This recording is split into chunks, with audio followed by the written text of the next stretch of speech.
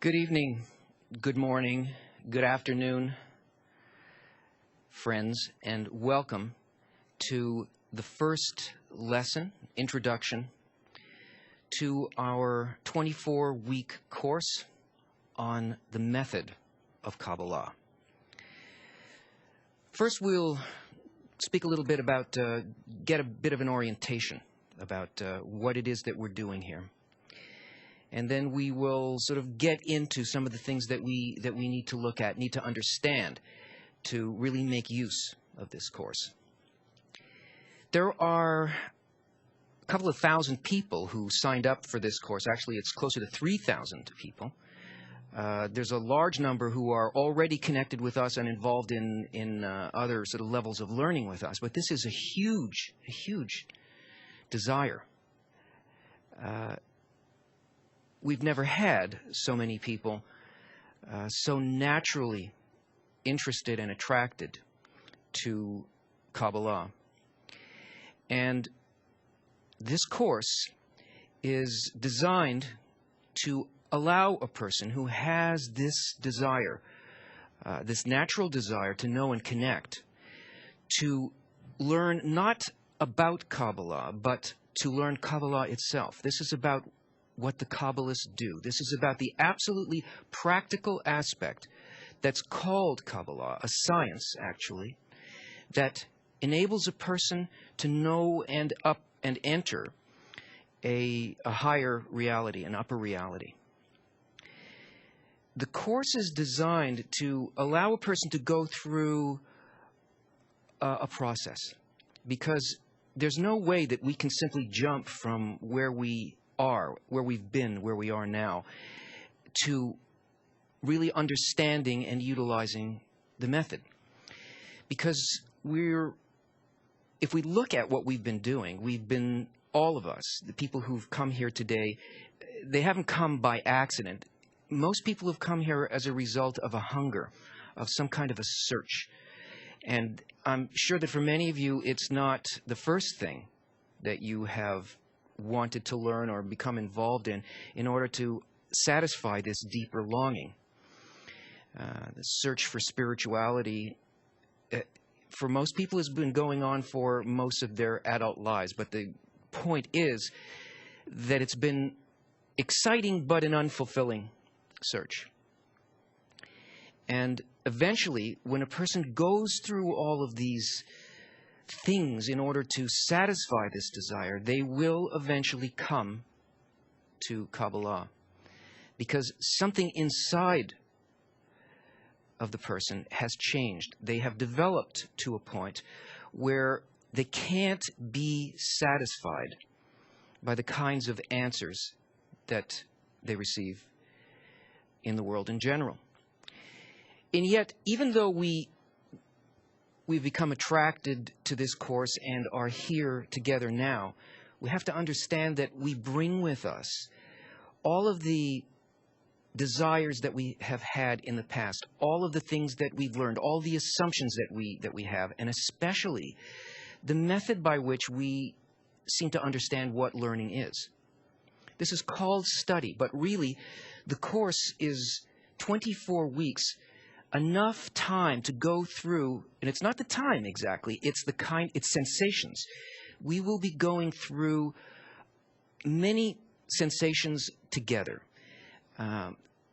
Because the point of this course is not simply to receive some kind of intellectual material that we can process through our brain and then talk to our friends about, but the point is an inner transformation, a change of a person's inner state. A change in how a person sees, feels, senses their reality. And this is not something that can happen like this at the beginning of the course, because we actually perceive everything in its opposite mode. We have to unlearn how we learn. We have to, in a sense, change how it is that we perceive. So this course is really a means of defining a goal, defining what the tools are within us that actually allow us to go through this transformation, what the Kabbalists call a correction. And to learn all of the practical aspects of, first of all, how do we think about what we're doing? And then how do we feel about what we're doing? What in the process is mine, and what is it that I receive just from the higher laws of nature? Where is my freedom? Who acts at any point where something occurs? These are huge, huge questions. They're not something that a person can just say something to someone about, and someone will go, oh, check, yes, now I get it. Actually, everything that will happen in this course over this period of time will only happen as a result of a need that happens inside of the student. Because in order to receive, for anything to be transmitted from this tradition of wisdom to the student, there has to be a place, an empty place in the student that requires specifically a spiritual answer. So a question and a need needs to develop inside of the student, which is a spiritual question. Otherwise, there's no place for the answer to go, and the words can flow. There can be thousands of words trying to describe a particular thing. It won't mean anything, and nothing will be received. The process, the practical process, on its simplest level, is the development of a proper desire for precisely what the light wants to bestow to us. That's why it's not a matter of a couple of lessons or an intellectual process, but a deep process that involves us moving from our sensation of isolation, just alone now in front of my computer screen, to being able and desiring to sense that connection with every other desire that is just like the one that you have, to discover and reveal spirituality within yourself, to connect to all of those others, and move from that isolation, and that only happens through a change of inner qualities. Along the line of these 24 weeks, we will be going through principles of Kabbalah, 5 major things that we really need to change our way of approaching in order to be able to understand the rest of the material. And we will also be learning 2 parts in this whole process. One part has got to do with these principles and articles that deal with feelings. What I want to feel that I don't feel, and this is the article work. And then there is also the purely technical work, which is what I want to know that I don't know. And this deals with the structure of reality in a sort of technical way, in which we look at how reality within us is really constructed, how we came to be the way that we are with the limited perception that we have, what it is that we need to do in order to rise from that state, and what the territory is between where we came from, where we are now, and a map that allows us to really ascend or become like that source and beyond. But as I said, it's a practical thing. It's not just a matter of study. It's a matter of becoming involved with the others who are studying, actually working together with others, and realizing knowing from the outset, and then fully realizing that the revelation of spirituality is not an individual endeavor. It is a collective endeavor, because there really are no individuals. We really are completely and totally interconnected. I know many people understand this and feel it in some way, maybe not completely consciously, but in a certain way, it seems almost natural and obvious to us, even though we can't really speak it. In certain ways, we see this in the world around us. And it's the deepest longing in our heart to be able to actually live that way. All of the huge changes and challenges that we see in the world right now are really coming from a dichotomy, a change, a difference, an absolute difference between where nature is actually leading us right now at this moment and our willingness to agree with that change. Because in every way, we're being pushed into a means of actually living in this completely interconnected state, in a state of responsibility and love towards each other, but not from the level that we have been trying to do this for thousands of years, if we've been trying to do it at all, but from the level of the laws that govern absolutely everything that's occurring, that they themselves function only according to that kind of a principle of complete interconnection and love. And we find ourselves being forced into a globalization, into a situation in which it's impossible for any event happening in any one part of the world not to have a complete and total effect on every other part of the world. Nobody can really remain an individual, even in the physical world, because this spiritual principle is already urging humanity to rise to its next level. But our problem is that though we have the need, we don't have the means. At least it seems that way. But in fact, we do have the means. There's a science, there is a technology, and that it's the most ancient of wisdoms, and it's called Kabbalah. Now, it's not a religion, and it's not mysticism. It is the actual methodology that will allow us to enter and live in this new next state of humanity. And the reason that it can now be revealed to so many people, and why you, among thousands who have connected with us tonight, are here, is because in general, in this collective soul, we have developed beyond the use of a certain principle.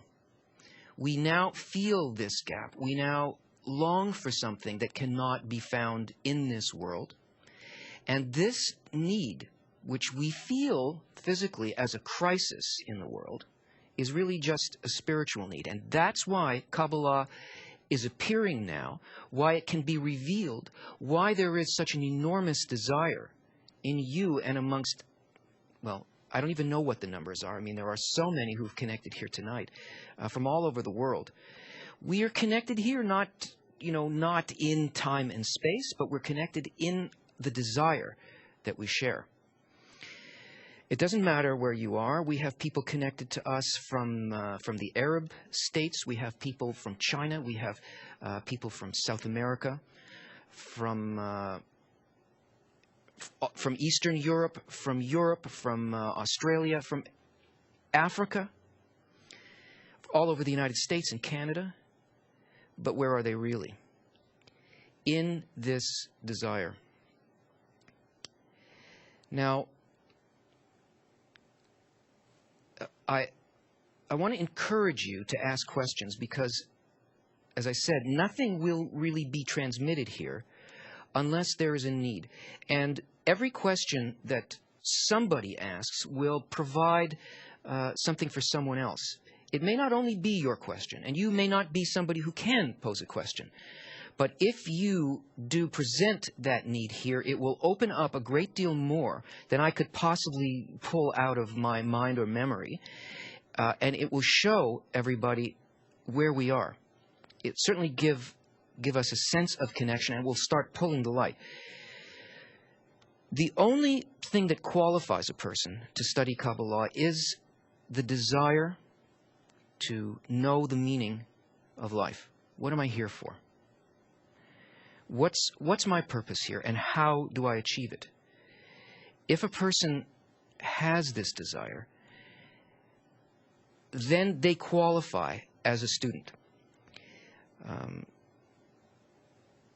in order to help everybody else with this desire and transmission, please pose your questions. But I want to give you a few parameters also on how to ask these questions. Please don't make statements. Just pose your question, say, in 1, 2, or 3 sentences, and end it with a question mark so that it's clear that it is a question. Don't answer other people's questions because you don't know the answer, and if you did, you wouldn't be here studying. And as soon as you feel something, some sensation, some disagreement, some desire, post it, okay? For the first time, actually, in the Learning Center's history, we have simultaneous translation into Spanish. So I want to welcome all of the Spanish friends as well. Hello. And I don't right now actually have a connection with the Spanish questions, and I'm waiting for that to show up here. Okay. I see some people are having some technical problems, and we'll try to get you through those as well. Okay, so let's start looking at what Kabbalah is by beginning with a definition.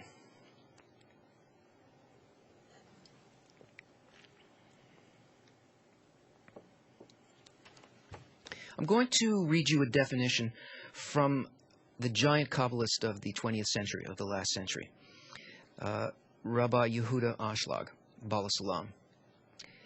Why do we say that he is a giant Kabbalist? Because Bala Salam was able to do something that had never happened before. He was able to distill all of the methodology that exists in the Zohar, in the works of the Ari, actually in Torah as well, and to present them in such a way that this generation can actually grasp them. All of the materials that have been available up until around 1995 that call themselves Kabbalah actually have almost nothing to do with Kabbalah, because Kabbalah has been hidden. It was hidden primarily by nature itself, also by the Kabbalists, but by nature itself, because there wasn't really a general need in humanity. That is, there wasn't the desire to truly understand what it's about, because there wasn't a necessity to understand. There were just very few people in each generation. So those who did learn were the ones who already had some sense, they came into this world with some connection already to the upper force. That is, they were already in spirituality. They could read the books of Kabbalah and understand, with the guidance of a teacher, they could understand what was spoken of there. But nobody who didn't have this quality of soul could understand anything that was written there. So instead of materials that would actually we had a situation either of materials being completely bogus because they were concoctions based on people's misunderstanding of what was in the text because they weren't in spirituality. They would connect it with other things that they had heard about, magic or other approaches to spirituality, so to speak. And or they were complete, they were made of a whole cloth that had nothing to do with Kabbalah. So up until around 1995, we were in the position of either coming across books and teachers that were not Kabbalists at all, or looking at fundamental texts, source texts, but being unable to understand anything there. Bala Salam's work is the first work that was created to speak to a new level of humanity, which comes into this world with a kind of an inner quality that can connect itself to the upper force, even without being fully in it when they enter. He created a kind of a writing and teaching that allows a person to get on the first rung of the spiritual ladder. This never existed before. And these books were specifically written for this generation, for this point in history, let's call it, so that it is possible for the collective soul to recognize itself for what it is and to enter spirituality collectively. That is, for humanity to rise to its next state. Most of what he wrote was really, if it was not aimed for him and other Kabbalists, it was aimed specifically for you. It was for this group of people with this desire now, at this point. And it's possible through his writing and the writing of his main disciple, which turned out to be his son, Baruch Shalom Alevi Ashlag, the Rabash, and his principal disciple, Rav Lightman, through the works of the two Ashlags and through the context given by Rav Lightman for how to understand what we were given by these giant Kabbalists, these are the texts aimed at us in this generation, and we study only these texts, which actually give us a distillation of everything in Kabbalah.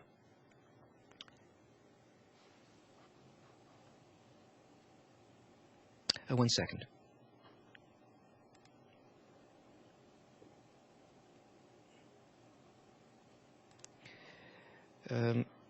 We're just sorting out a technical thing with Spanish.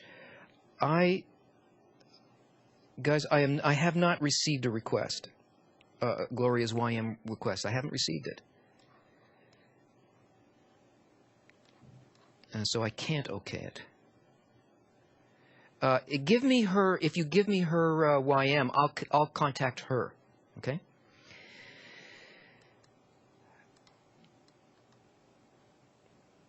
Okay, so I'll start with some questions, and then I'll go back to this, to the quote from Bala Salam, and then we'll move forward. Denise from Inverness, Florida. Where does Kabbalah fit in with people who are of any religion? Religion and Kabbalah are really on different levels. A religion is a belief system. It's what somebody tells us that we go by blind faith on. We may have lots of sensations, but its purpose is not actually to give us a methodology in which to enter spirituality. Kabbalah is a science. It is a means of direct connection with the levels of spirituality, a direct sensation of the Creator. For instance, the three so-called monotheistic religions, and actually all religions, they tell us to love your neighbor as yourself.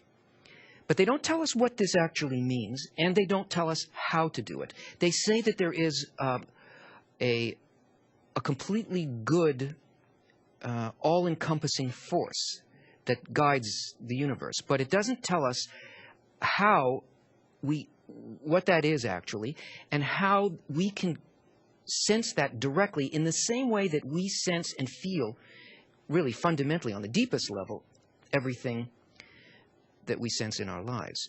Kabbalah is a method, it's a science by which we learn to actually what qualities we need to experience in ourselves and what we need to compare that to in order to actually measure something, like a scientist, and to have direct sensation of it. Religion is a belief system.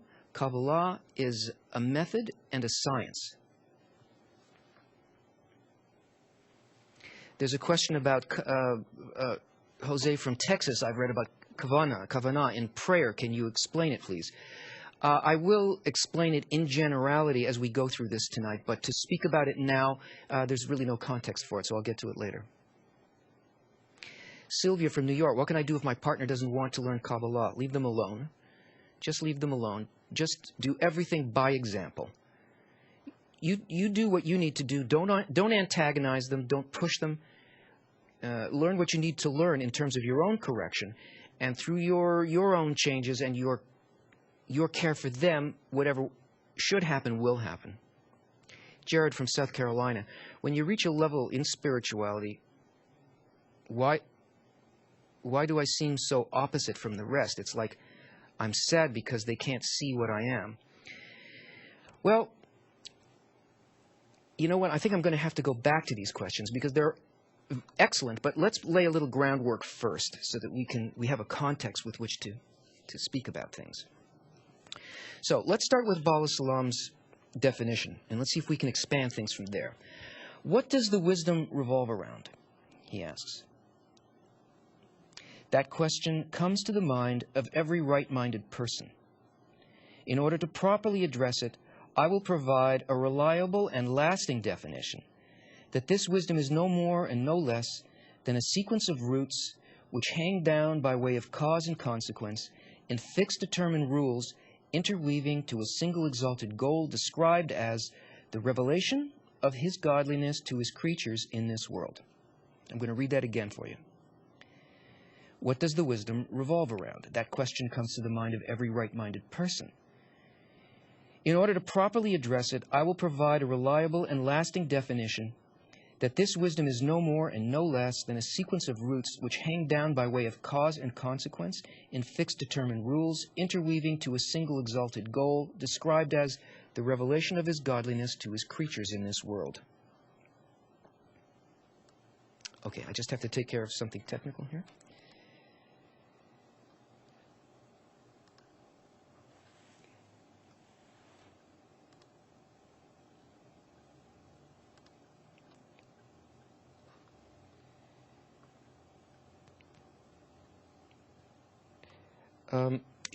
Gloria is not showing up as being online, okay?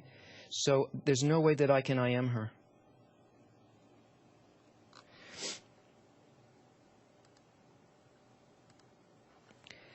So, when he says that question comes to the mind of every right-minded person, what does he mean by that?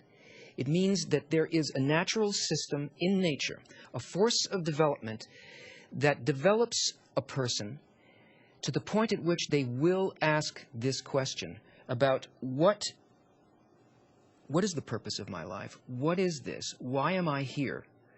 There is a point of natural dissatisfaction and a complete disconnection from the kinds of desires that we are born with. There's a desire to leave this. And every right-minded person means, as per the orders of nature, as per the laws of nature, a person will naturally be moved to a state in which they despair of any fulfillment any longer from that process of where they have been. And they naturally come to this deepest question.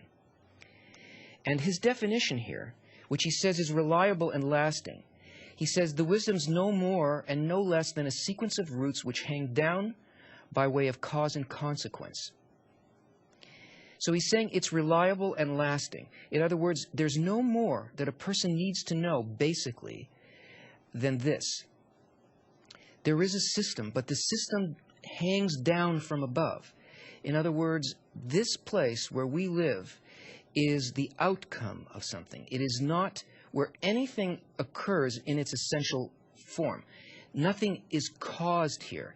Everything that exists that we see or that we consider to be reality is an outcome of something that exists on a higher level, and it hangs down by way of cause and consequence. That is, first, it's determined by some higher quality, some higher force, something not physical, something not within the realm of our doing, but something that encompasses, creates, supports, and authors absolutely everything that occurs outside of us and inside of us. And yet there is a direct connection between all of the things that we experience in terms of of the sensation that we have and its actual connection to its highest place in reality. But we don't feel it that way. We feel it only in the form in which we dress it according to our similarity or dissimilarity with that quality. And where we are now, it's dissimilarity. It hangs down by way of cause and consequence in fixed determined rules, interweaving to a single exalted goal. Everything that is happening only in order for a certain thing to happen. It only happens in order to first bring us from this highest state down to a place called this world.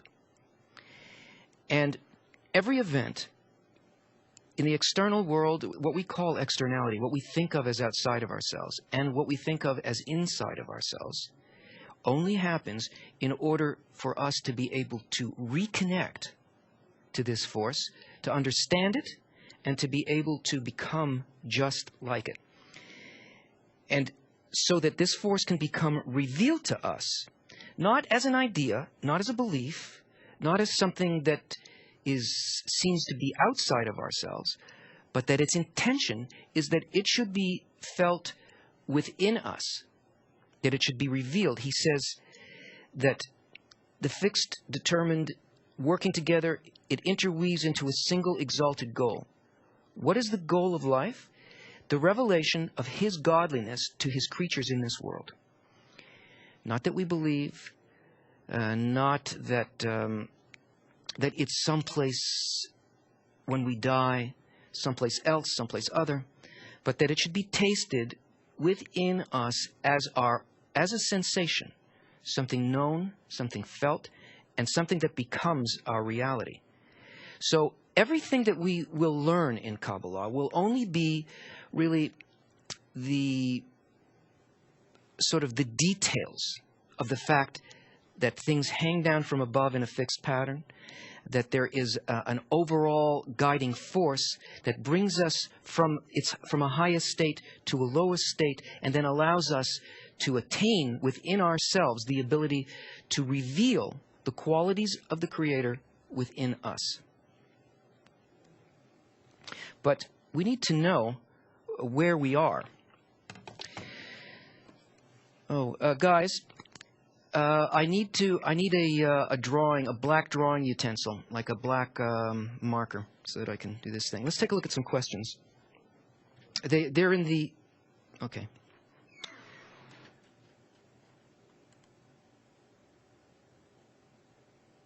Sandra from Boston is saying, I had the Kabbalah idea in my mind even before I knew that existed. What does that mean? Well, actually, I don't know what you had in your mind, but we're speaking here about natural laws. There are laws that govern this world that natural scientists can look at and measure and can understand. And we think of spirituality as being something completely vague. Thank you. But it's not vague. It's a specific construction, and it also can be measured and known. So it's natural, because it's embedded in nature itself, and we will find it as a desire within ourselves. Tommy from Alabama. A lot of people say that we have the answer to the deepest questions in life. With all the different answers out there, thank you, I got it. Thank you anyway. I got it. With all the deep questions in life, with all the different answers out there, how can a person know what to believe? Again, don't believe anything that you read here. Don't believe anything that we say. This is a method. You're going to learn a method, and you're going to try it out. You're going to test it. You know, the word in Hebrew for creator is boreh. Bo. It comes from two roots in Hebrew. Bo means come, that is, approach. And re means to see. Boreh is the word for creator.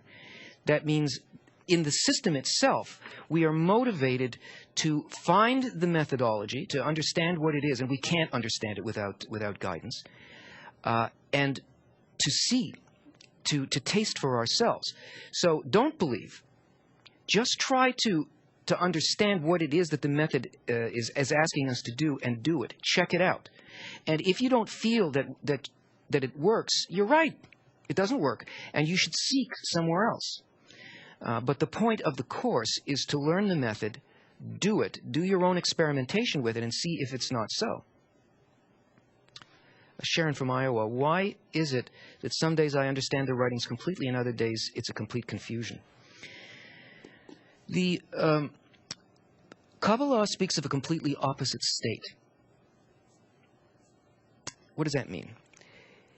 It means that we can't understand this in our present state and intellect. We have to change. We have to alter our inner state in order to be able to understand anything. And perhaps we get a glimmer of something, but the spiritual cognizance keeps changing because it's not happening inside our brain. It's really happening in our desire, and that changes all the time. Let's take a look at where we are.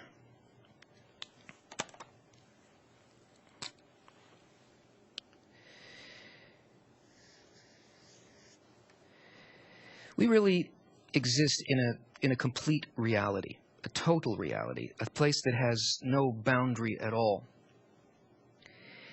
And purposefully, that complete and total reality that we have no sense of has a purpose in regards to us. the purpose of life is to create a creature. This is called the thought of creation.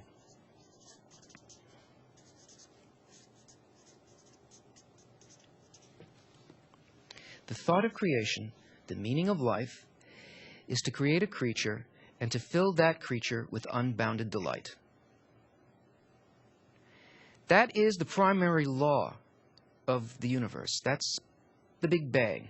You know, that's the integrated theory of everything.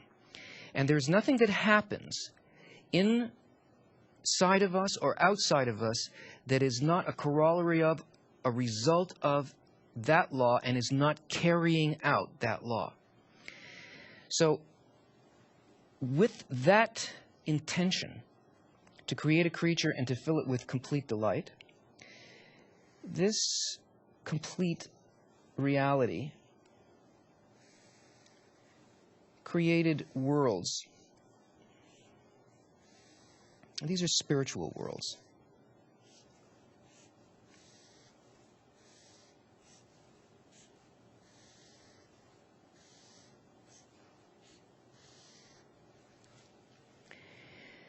You can think of these worlds as, if this is a great light, you can think of these as shades that stop the light down incrementally. There are 5 of these worlds, 5 spiritual worlds. And each one of these is less and less and less like this complete unending light. This first world is called Adam Kadmon. This one is called Atzilut, Beria,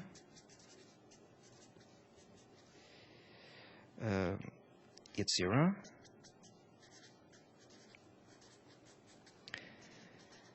and Asiya. So this light consciously changed a particular quality and lessened the intensity of this light until it finally reached this lower portion of this world of Asiya. And there is a barrier there.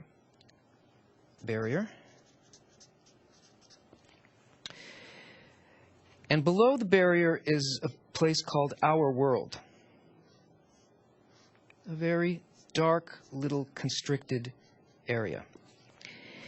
And this place, called our world, has absolutely no sensation whatsoever of this complete reality here. As far as this is concerned, this doesn't exist. We're locked inside of this place, and we feel completely isolated, alone, in pain, or at least just completely self-concerned here. Why? Because there is a particular opposite quality to spirituality than there is to physicality. Here, all of these 5 spiritual worlds are made up of the will to bestow.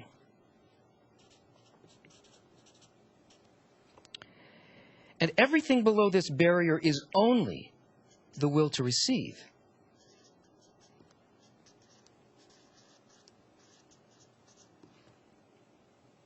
So our nature is completely opposite to this. And that's why we don't understand what this is. We don't have a sense of it. We are locked outside of it. We have all kinds of assumptions about what it is, and they're completely wrong. Because all of our ideas about spirituality only have to do with satisfying ourselves. And yet the quality of spirituality has only to do with creating a creature and filling that creature with complete unbounded delight. So, in order for it to be able to create a creature and to fill it with unbounded delight, it created these worlds which, on the way down, hide this light. You know, create a greater and greater and a greater screen. You know how if there's a very bright light and then you put say, a little blue screen over it, and you can still see the light, and then you put a red screen over it, and the color changes. It's kind of blackened a bit, and the light intensity goes down, and then you put a green in front of that, and now the intensity is even lower. You put another color in front of it, another, and there's nothing, you can't see anything. But if you turn around and look at the source, the light is still shining there as brightly as ever. It never changed at all. Its intention didn't change. Its intensity didn't change. Its quality on any level did not change. Only the qualities covering it changed it. So purposely, this light hid itself from us in order to bring us to this low point, so that we could go through a process down here where we incarnate into this state in which we care only about ourselves, and then start a kind of a horizontal process, a process through desires, until we can reach a point where we can begin our ascent. Let's go back to the questions. Noemi from Chicago, was Jesus a Kabbalist? He studied in the Sanhedrin school, but he did not produce any Kabbalistic works, and it's sort of irrelevant because the Christian religion doesn't teach Kabbalah anyway, even though it's related to it. Christianity, Judaism, Islam, they all appeared, and all religions, including Hinduism and Buddhism, all of them, they all happened at the point that we call the destruction of the temple, which simply means an inner state in which the collective soul lost its connection to the upper force. And then rather than understanding and being connected to that inner force on an inner level in which there is a complete interconnection between people, it only had the outer forms left and could only connect to it in its externality through beliefs, through external actions, through customs, and so on. That's when religions began. And so Christianity, Judaism, etc., all have a greater or lesser formal resemblance to the original wisdom that's spoken about in the Bible, which is Kabbalah. They have more or less of an external resemblance to this.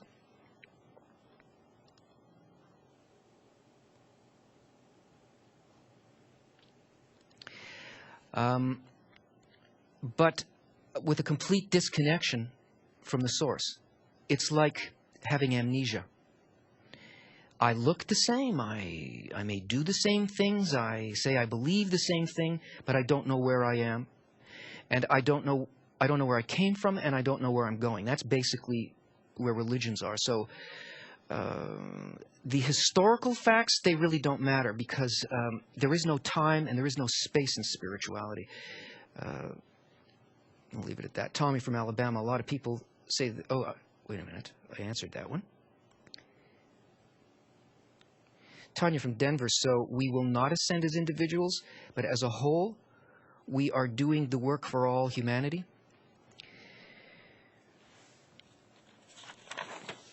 When we fell, when we were brought down purposely from this highest level, down to this point here, what happened was, when we were first created, here's that desire to create a creature and fill it with delight.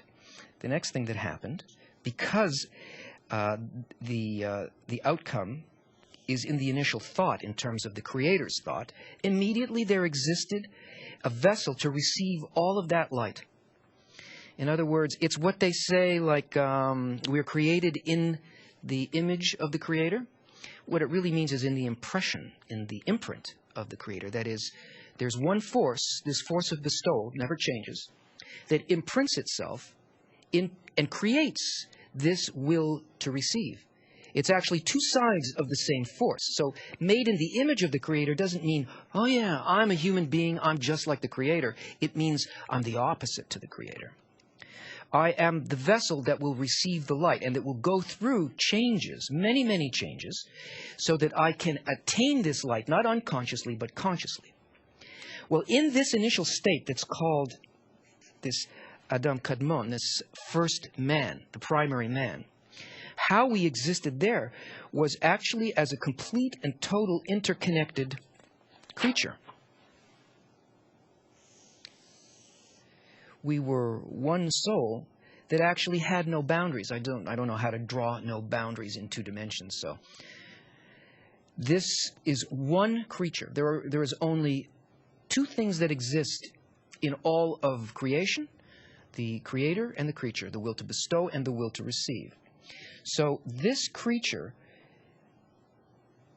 is the only being opposite the creator and experiences itself opposite the creator. But when it fell purposely, when it was lowered past this barrier into this world, instead of feeling itself for what it is, it feels itself as a completely separated individual. No connection to anything. 7 billion of these supposed desires. This was one desire. This was simply the desire to receive all the light that the Creator wanted to give. Here, as it becomes shattered through its descent into egoism, from the will to bestow to the will to receive, it experiences itself as though there was no connection at all. Given that this is the actual state of spirituality, what has to happen with all of these desires that experience themselves as though we were individuals is that we need to rebuild all of these connections between us. That the love that we feel, that the identity that we feel, the I that we feel, this love your neighbor as yourself, does not mean to be a nice guy.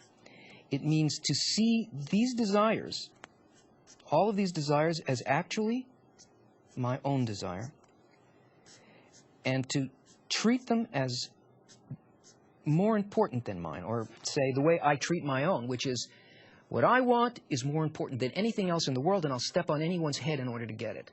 Well, the inversion of that would be the reconnection of this shattered creature into this complete creature, even here. Which means that this law that exists in the highest state is something that we work on reconnecting. And this is why we say you only enter spirituality as a collective, because we aren't individuals, we are a collective. And spirituality is the interconnection of those things. Kabbalah is the methodology of being able to make this inner quality, this will to bestow, to invert this nature that we have here, that erects our 5 senses. Instead of desiring all these things in terms of, I want this for myself, we learn a method of being able to create a nature on top of the fact that we were created this way. And to rise back through these states, through these worlds. On the trip back up through these worlds, the worlds, the olamim, it comes from he'elem in Hebrew, which means concealment. But worlds are either concealment or revelation, depending on whether we have descended or whether we're in ascent. As we ascend back, we use these worlds actually in relation to the Creator to reveal His inner state, that state in me which is like the Creator. So instead of the world hiding the Creator from us, it actually reveals the inner content, which is called soul. The inner content of a world is soul.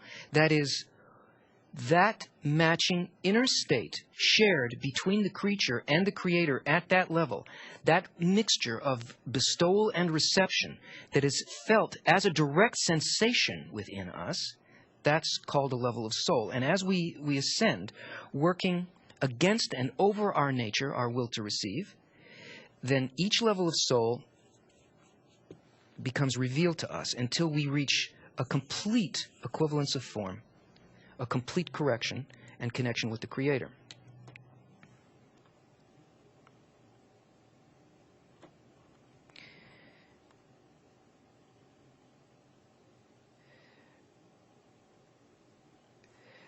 Mark from Melbourne, Australia, you spoke elsewhere about us performing mitzvot. as we come from all nations, which mitzvot are you recommending? I'm not speaking at all about the physical commandments that you find in the Bible or in the Shulchan Aruch. If you are Jewish and if you're observant, please carry on. But we need to recognize that, as Bala Salam says, this is a series of roots and branches.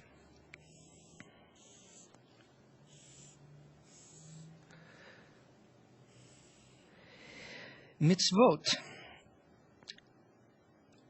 are not the physical actions that we do here in this world.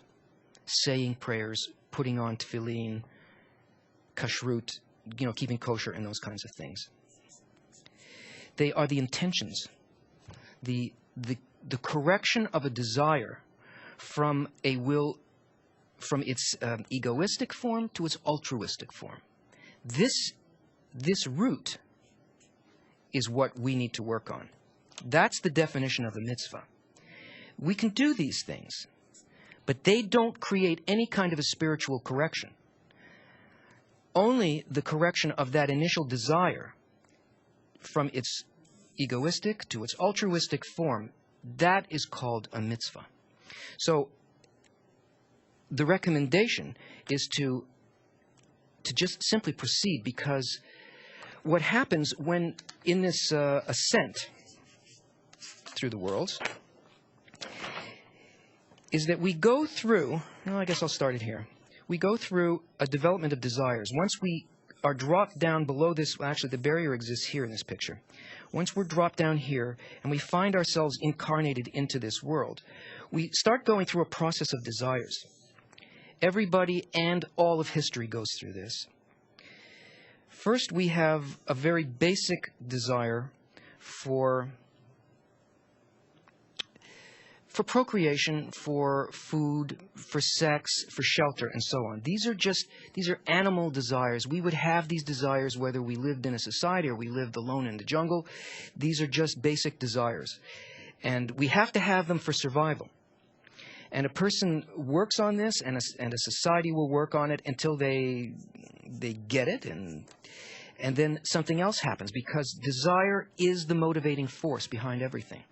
Need is the motivating force. The emptiness in regards to what we believe it is that we need is what drives development. This thought of creation to fulfill the creature cannot fulfill a creature unless the creature itself has a need. Well, we always have needs, but we don't have needs for the right thing. So the first thing that has to happen is we have to outgrow certain physical needs in order for a quality to appear in us, and so that we can begin this ascent.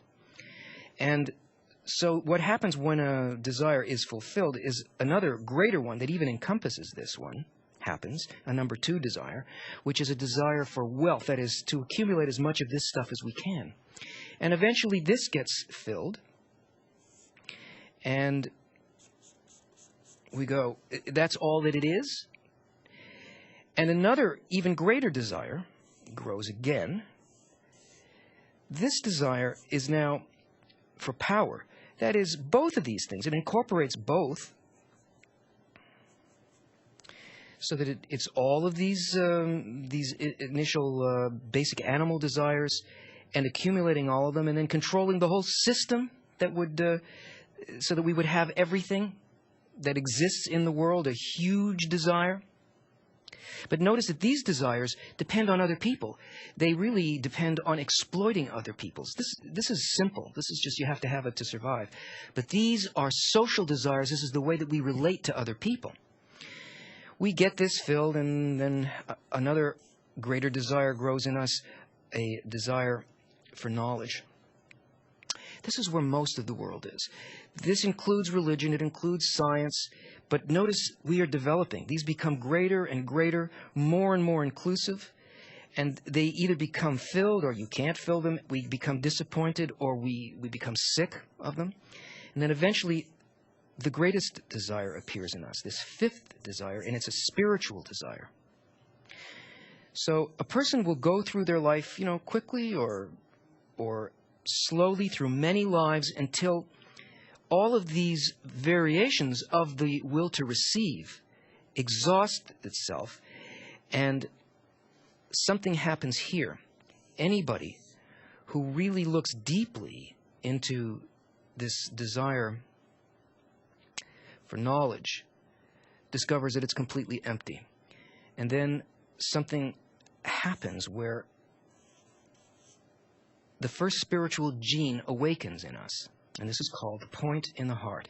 And this is the desire for spirituality. So what am I getting at with this? When we're lowered from this highest point of 125 steps all the way down through all of these 5 worlds below the barrier, we remember every single step by which we were lowered. And we find this first spiritual gene, this point in the heart, awakens in us. And it's connected to a spiritual DNA,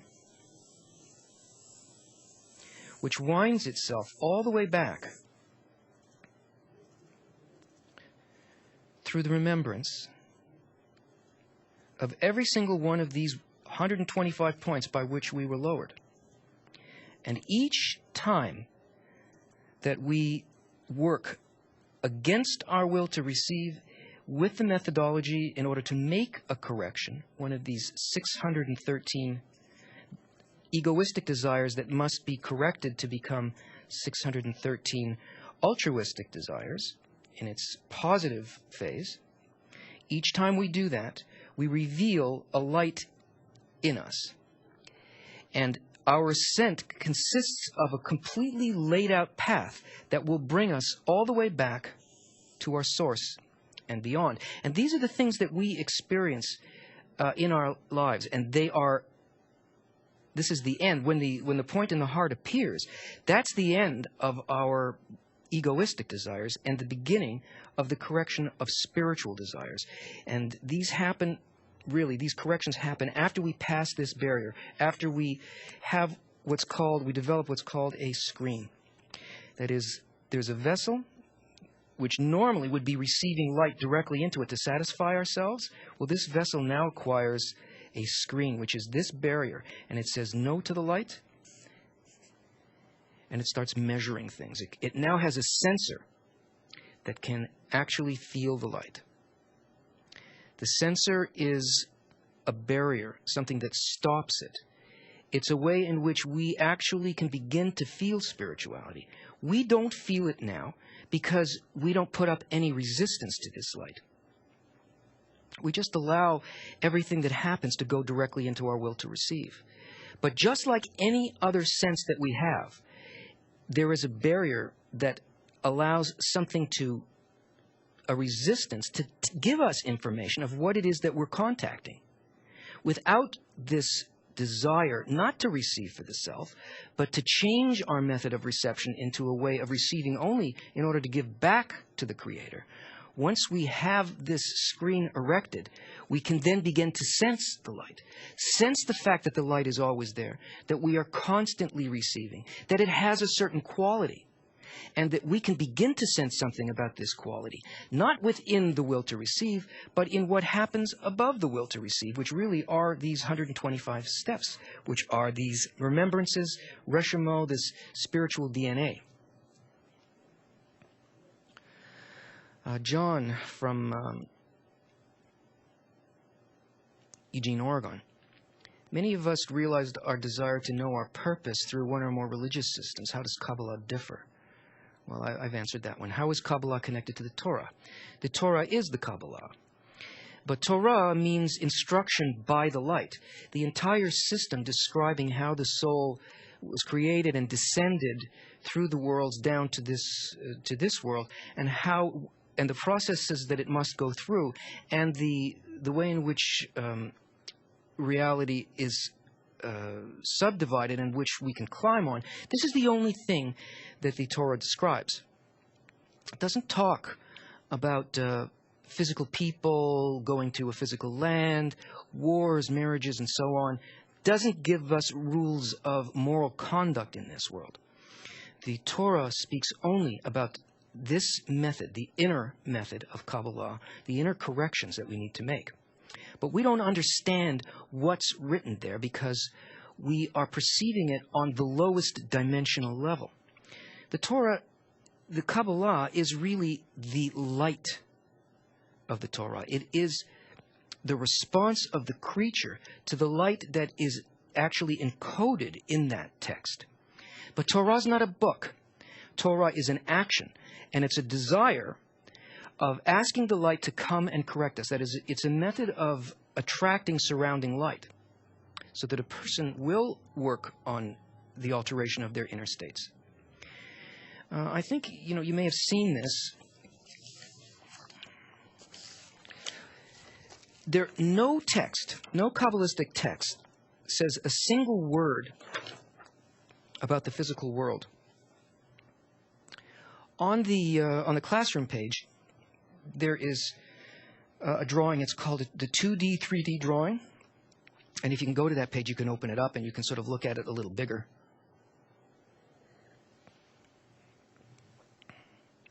And it's a good example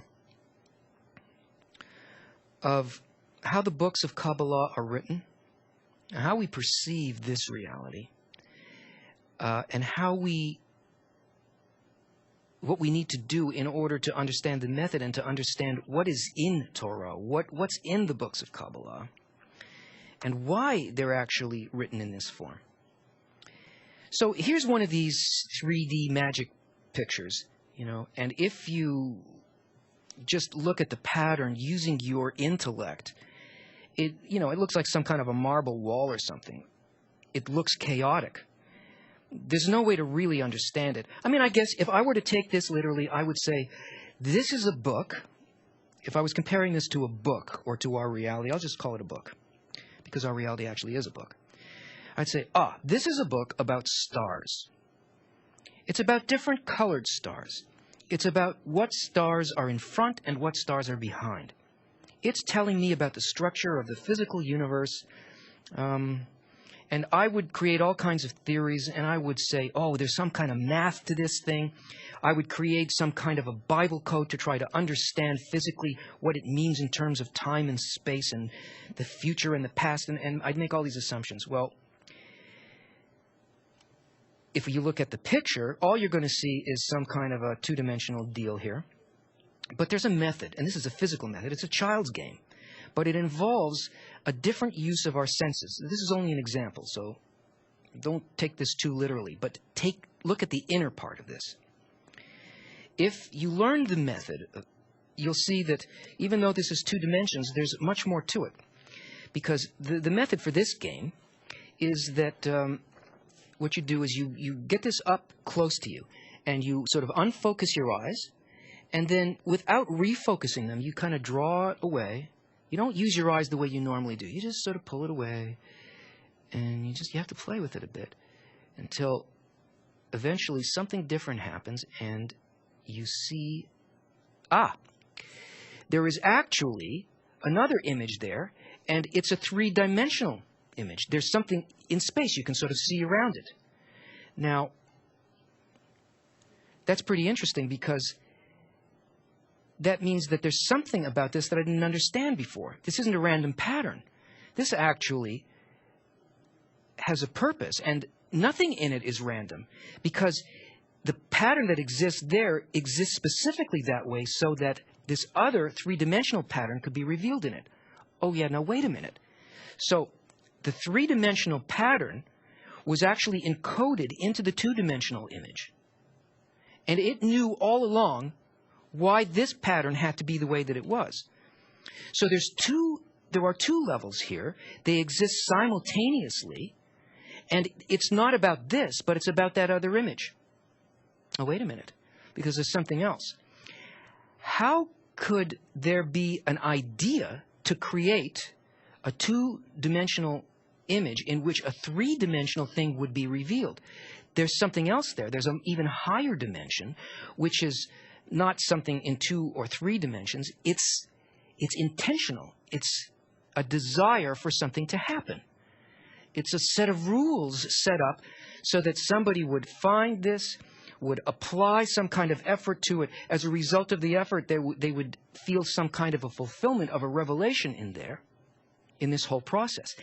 And that thought also is encoded into this two-dimensional image. This is how our reality works. And this is how the books of Kabbalah work.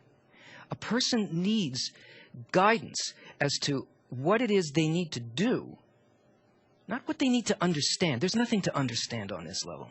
They have to understand the intention behind the book. They have to know what the thought of creation is trying to communicate to us through the writers of Kabbalah, who have ascended to the absolute highest all-inclusive state, and from those states have written these books that reveal to us what those states are and the method by which we can reach them. Because the goal is not to understand something here, but to attain it, to have the same thought as the author, to feel exactly the same towards all of humanity as the Creator feels towards all of humanity and all of creation.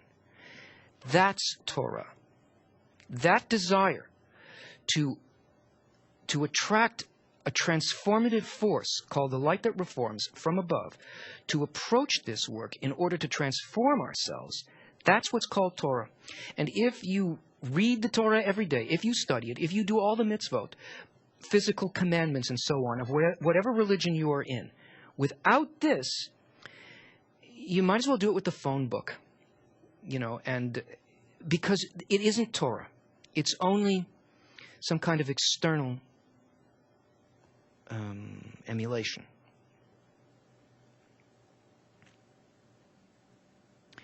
That's what this course is about.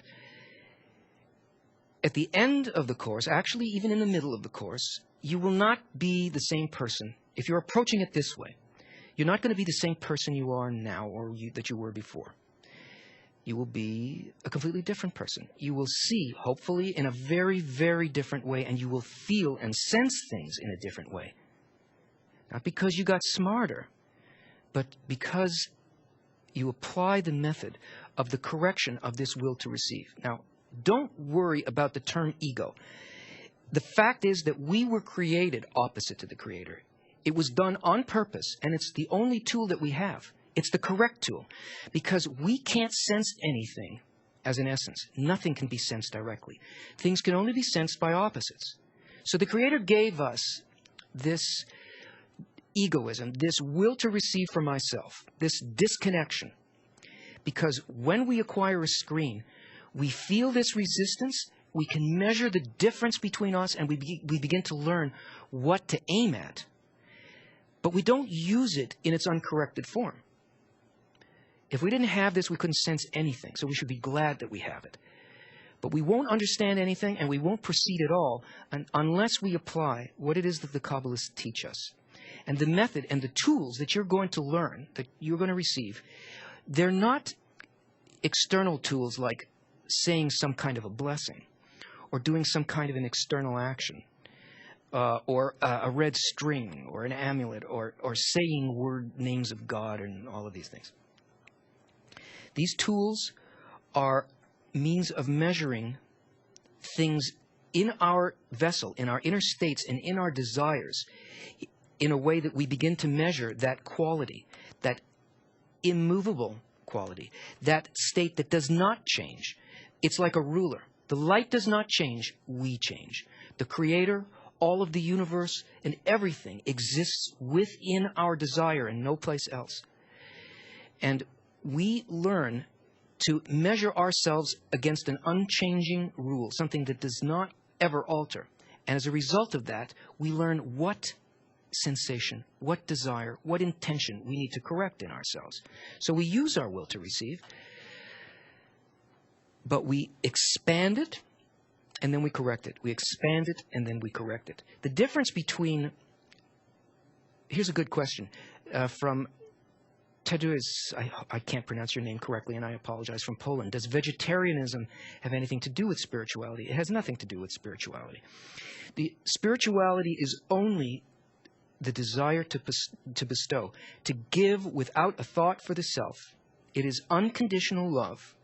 That's what spirituality is, giving without a thought for the self.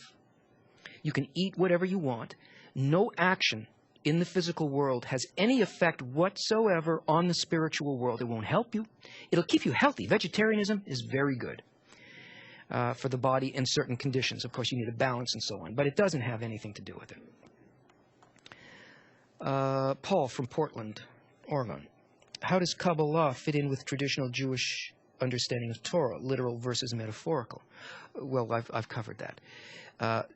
Kabbalah is literal, but you have to understand the language of Kabbalah because it's written in the language of branches, meaning that it uses words and objects of this world to imply the forces that create them. Again, these are the roots and the branches. Books of Kabbalah, including the Bible, use words chair, family, water, fire, any of these things to imply a spiritual state, a certain intention, a mixture of bestowal and reception until we reach final perfection.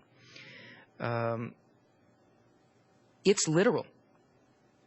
Absolutely literal. But that doesn't mean that what's written on this level, talking about a chair or a neighbor or whatever you find in a Kabbalistic book, is telling you to do any of those things. These physical mitzvot, most of them are completely impossible to do, even for the most orthodox who have worked out what can and can't be done. Most of them have got to do with the highest states. They've got to do with what's called the temple. And we can't even do them physically. And there was a guy there's a book written on somebody who tried to do absolutely everything in the Bible. And he used it to put down religion. And of course, he's correct, because that's not what it's about.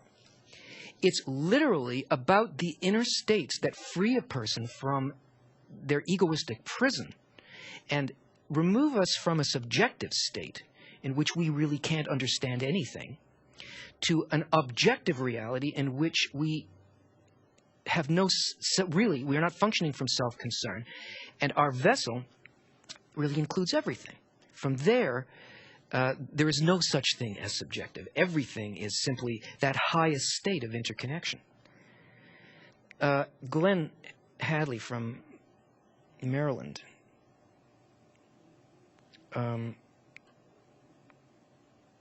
the science of Kabbalah address all the attributes of the material and spiritual universe?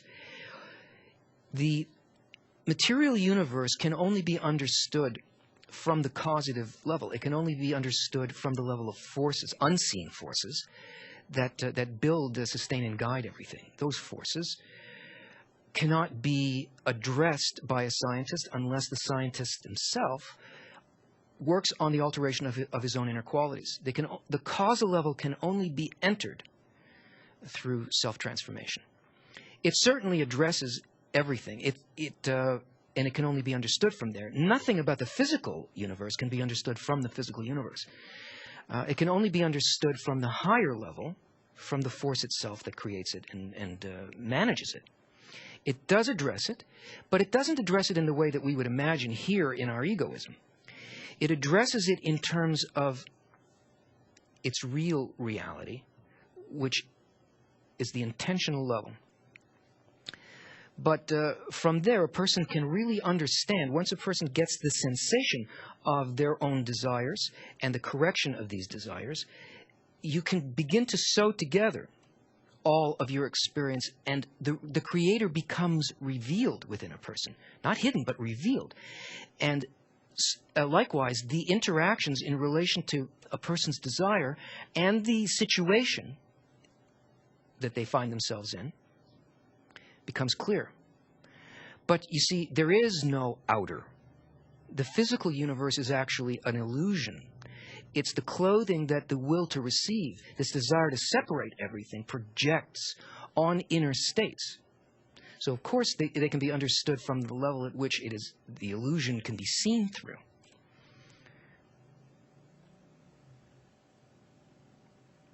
Michelle from Jerusalem, what's the role of women, specifically wives and mothers, in Tikkun Olam? Well, let's understand what the correction of the world, Tikkun Olam, is. This world is simply our perception, the fact that we are in complete concealment. The correction of this world means to reveal the Creator. That's what it means. It means to work on our own correction. The role of women is of ultimate importance, because women, that spiritual force, which is called feminine, female, is that desire. It is the desire to receive what the Creator wants to give to us. It's that force that needs to expand ever greater and then correct itself. So a woman's role is to supply that energy into the entire system, into that male force, so that it will make the connection. It will close the circuit between the highest unbounded light and the revelation of His godliness to His creatures in this world, which is actually, the entire soul, the entire creation is feminine. And spiritual states are defined as either masculine or feminine, depending on whether they are in their state prior to correction, when there is an expansion, or after correction, when there is a similarity of form with the light. And the creature keeps going through these until it finally reaches a vessel so large that it swallows the entire light, but not for itself, on behalf of the Creator. This is basically the role of the creature, which is basically the role of the woman. The specifics we will get into later in the course, because it takes preparation. It's not going to be understood right now. Vertex from Australia. How can Kabbalah be a science when in many of the audiobooks it talks about the latest science, like quantum physics, can only take us to a limited point but can't reveal the whole truth? Well, it's the science of human awareness. Quantum physics is done by people who observe a phenomenon called quantum, which is not limited by time and space, which is not limited by, which is affected by the observer. Kabbalah is about the observer, how that interaction of human consciousness affects the experiment. Scientists think it affects particular things. Kabbalah tells us it affects absolutely everything. It projects everything. It is the science, the method by which that cause and effect can actually be experienced. What formula does Kabbalah have for forgiveness? It doesn't have a formula for forgiveness. It has a formula for correction. Forgiveness is based in the idea that somebody did something wrong, that an individual somewhere was responsible and had authority for something, did something that harmed me. But enlightenment and revelation of the Creator consists of the realization that the Creator is the author of absolutely everything. That everything that we perceive as bad, that's our concealment. There is no person who did anything. There is no forgiveness required. The person, the thing that we are angry about and have hatred towards and blame is fundamentally the Creator. Just like in that process of the desires that develop 1, 2, 3, 4, 5, we believe that fulfillment is those things. It is sex, or it is money, or it is power, or it's knowledge, or any of those things. No, that's because we can't reveal to ourselves that it really is the light itself, the Creator. If the Creator is going to fulfill us, it can only be with what the Creator has, which is the Creator. It's that full and complete light. That is responsible for everything. When we feel within our vessel, enlightenment is that when we feel within our sensation that every single act is revealed as completely good and has only led us to correct that wrong perception that we have, there's no need for forgiveness, because there's no wrong that ever happened. We already exist in this complete state. It's hidden from us. We are in concealment here. We don't know anything. Don't know nothing about no Creator. We don't know nothing about no forgiveness. We don't know anything about bestowal in any sense. We are in an inverted form. There is no formula to this. Only the correction of desires from the will to receive for the self to the will to receive in order to fulfill the other, or the Creator, actually. because the Creator is really the only other in creation. That's the formula for the eradication of all suffering that we have. Suffering only comes from the difference between our current state and the actual state of the light.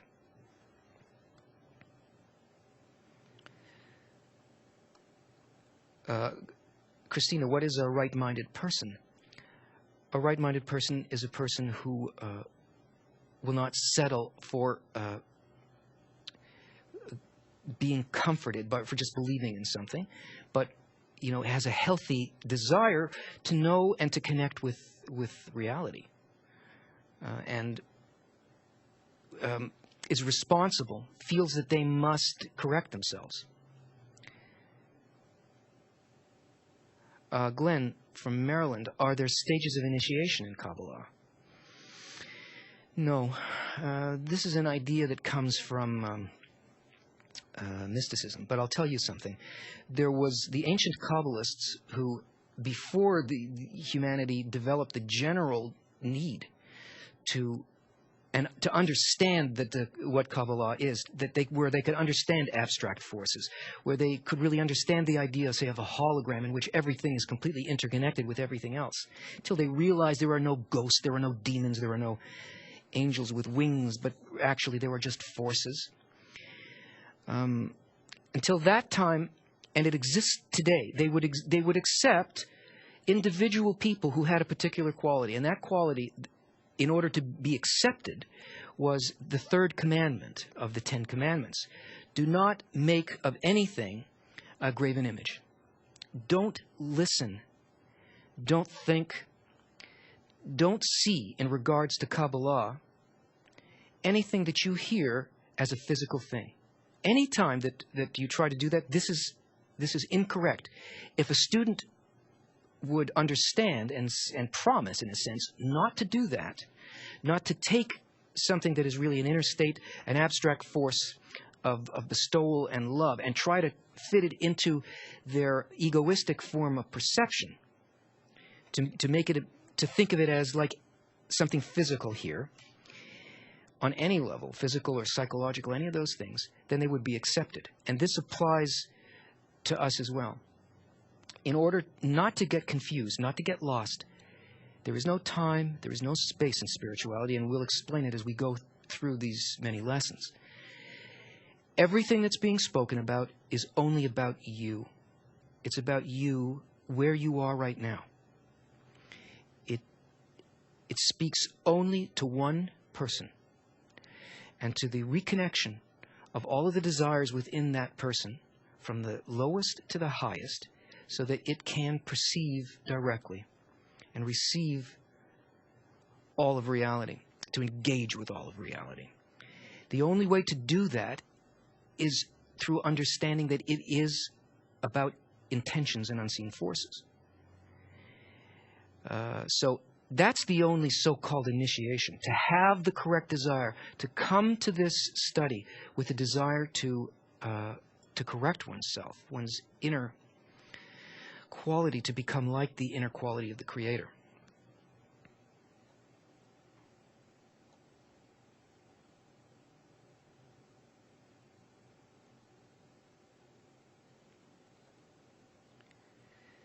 Jared from South Carolina. We've got some questions from the Spanish speakers. Ricardo from Colombia. Do we become better people by learning Kabbalah? We don't learn Kabbalah in order to become better people. In other words, we don't do it in order to improve our lives here in this world. We do it in order to fulfill others and the Creator. But yes, as a byproduct of this work, you see, it's impossible to do a good moral action here in this world. It can only be done from above being with a spiritual intention. If an action comes from an intention like that, everything that comes from it will be correct, will be moral, will be what can be called good. Nothing that comes in order to fulfill ourselves, even if it appears to be an altruistic action, none of that is good. We can only become good people through that correction. Adriana from Mexico, what does Kabbalah teach us that other teachings don't provide us? Kabbalah teaches us actually how to include the ego in the process and correct it. All other teachings of spirituality are either about telling people what to do or not to do, or telling us to stop desiring. If you go to a mountaintop and you meditate, you will stop wanting things and you will stop suffering. But that leaves out most of reality. Kabbalah teaches us that every single aspect in creation must come to complete fulfillment. Nothing can be left out, or it is not the totality of reality.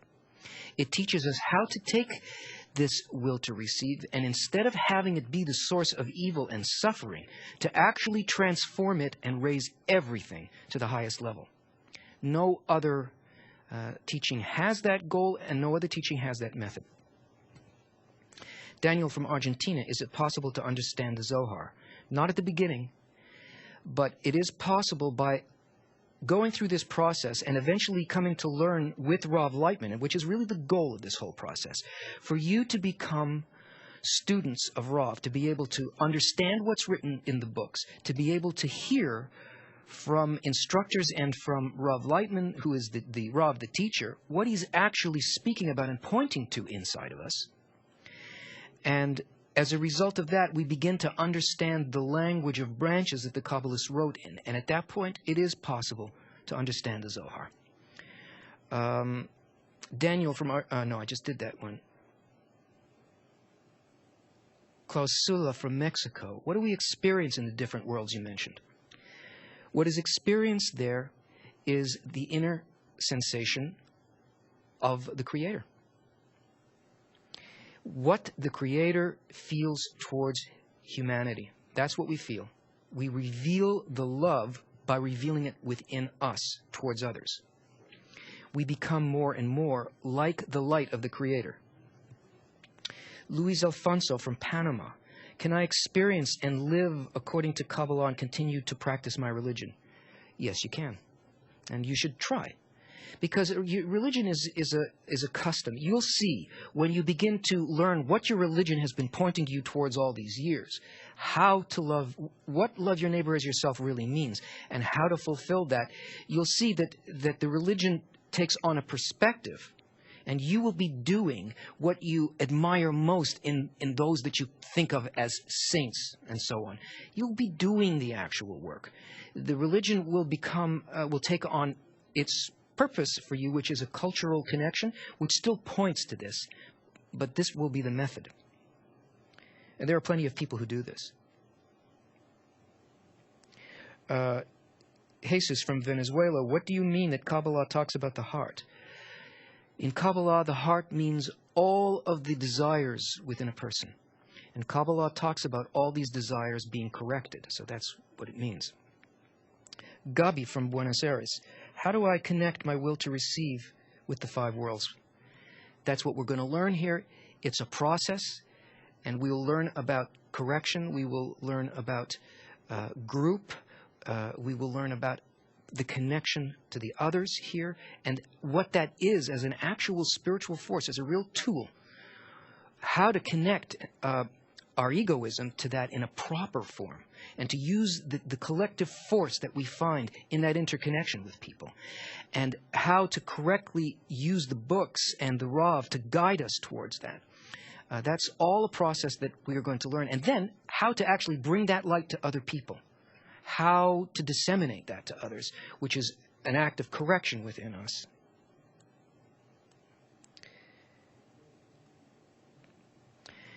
Well, there's so much, and this is, simply a taste of where we're going to go. I hardly touched the things that I wanted to deal with you. I can feel a very, very strong and a very developed desire there with you. These questions they're really good.